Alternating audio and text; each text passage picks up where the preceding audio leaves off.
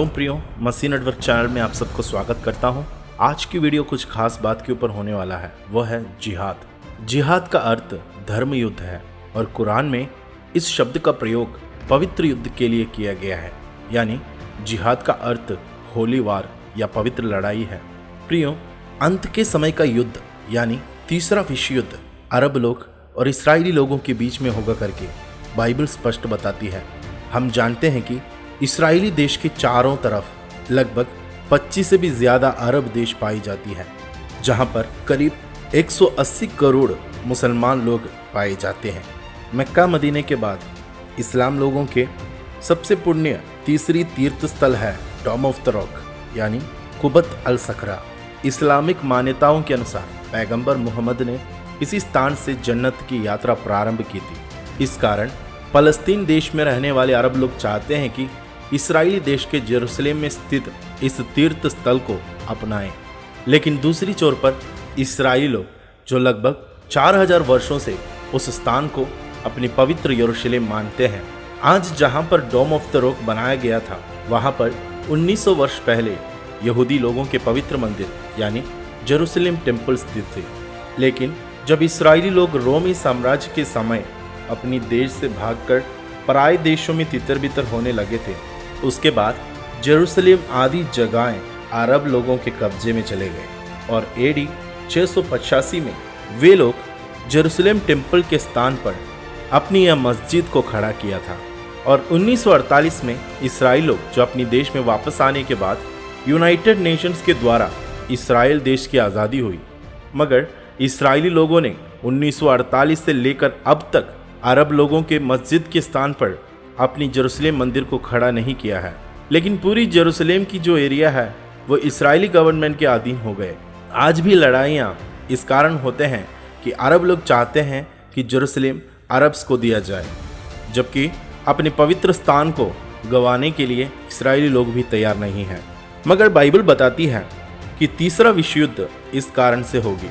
अरब लोग जेरूसलेम कब्जा करने के लिए कोशिश करेंगे, तब इस्राएली लोग इसका विरोध करने के लिए भी। अरब लोगों के लिए यह तो जिहाद होगी यानी पवित्र युद्ध, क्योंकि वे अपने धार्मिक स्थल के लिए लड़ते हैं। मगर इस्राएली लोग अपनी जान गंवाने के लिए भले तैयार हो जाए, लेकिन अपनी प्राण के समान प्यार करने वाले दाऊद राजा की उस नगर को कभी नहीं छोड़ेंगे। अब हम पवित्र बाइबल की ओर ध्यान दें।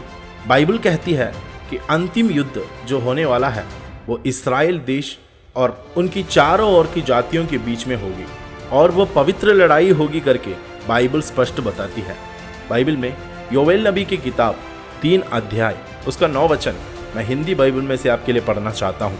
वहाँ इस प्रकार लिखा है, जाति जाति में यह प्रचार करो, युद्ध की तैयारी करो, अपने शूरवीरों को उभारो, सब योद्धा निकट आकर लड़ने को चढ़े। प्रियो, हिंदी बाइबल में इस वचन मूल भाषा में युद्ध की तैयारी करो जो शब्द लिखा है, वहाँ पर युद्ध पवित्र करो लिखा गया है।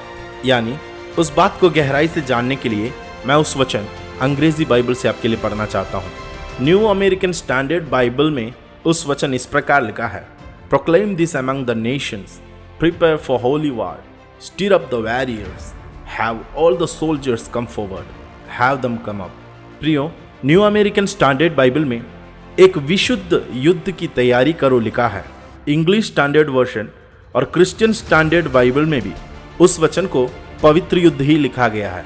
यानी बाइबल स्पष्ट बताती है कि अंतिम जो लड़ाई होने वाली है वह एक पवित्र युद्ध होगा, यानी एक जिहाद होगी। जकरिया नबी की किताब 12 अध्याय उसका 2 वचन में भी यह स्पष्ट लिखा है कि अंतिम युद्ध इस्राएल और अरब लोगों के बीच में होगी। उस वचन को मैं आपके लिए पढ़ना चाहता हूँ। वहाँ पर इस प्रकार लिखा है, देखो मैं यरूशलेम को उसकी चारों ओर के राष्ट्रों के लिए जहर का प्याला जैसा बनाऊंगा। राष्ट्र आएंगे और उस नगर पर प्रहर करेंगे और सारा यहूदा जाल में जा फंसेंगे। प्रियो, बाइबल कितनी स्पष्ट बताती है कि यरूशलेम की चारों ओर की जातियों को अंत के समय में परमेश्वर लड़ाई के लिए लेकर आने के बारे में।